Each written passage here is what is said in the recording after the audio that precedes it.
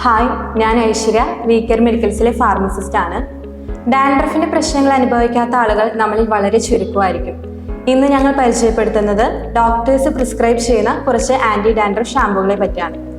ഒട്ടുമിക്ക എല്ലാ anti dandruff ഷാമ്പുകളെയും പ്രധാന ഇൻഗ്രീഡിയന്റ് എന്ന് പറയുന്നത് zinc pyrithione, selenium sulphide, salicylic acid, coal tar, ketoconazole എന്നിവയൊക്കെയാണ്.